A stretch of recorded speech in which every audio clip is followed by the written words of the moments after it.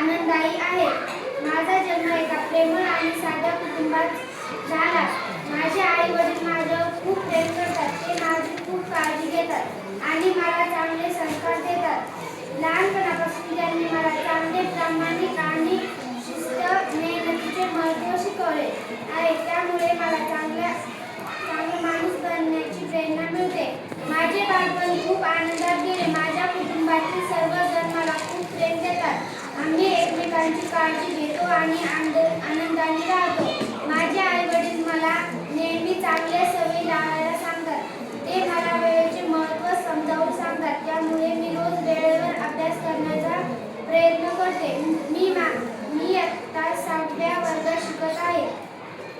मला शाळेत जाणे खूप आवडते. शाळा ही ज्ञानाचे मंदिर आहे. शाळेत मला अनेक नवीन गोष्टी शिकायला मिळतात. माझे शिक्षक मला खूप प्रेमाने शिकवतात.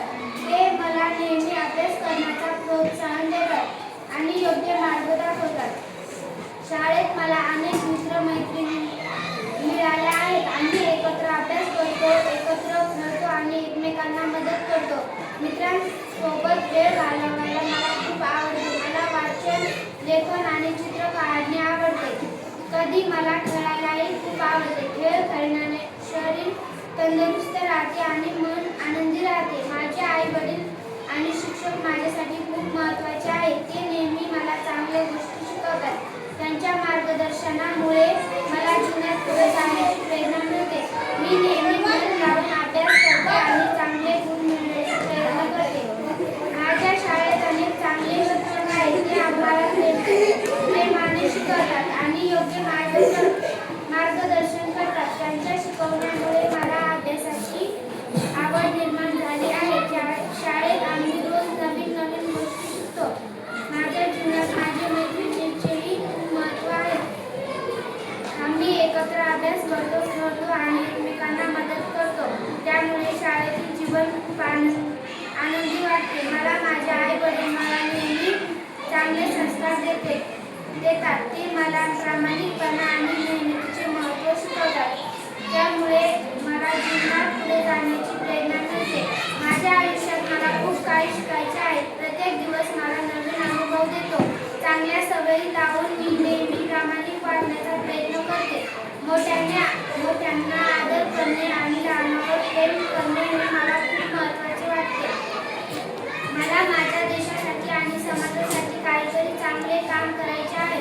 त्यामुळे लोकांना मदत होईल आणि सर्वांना आनंद मिळेल. माझ्या आई वडिलांनी आणि शिक्षकांनी दिलेले संस्कार मी नेहमी लक्षात ठेवेन. माझा जीवन प्रवास अजून सुरू आहे.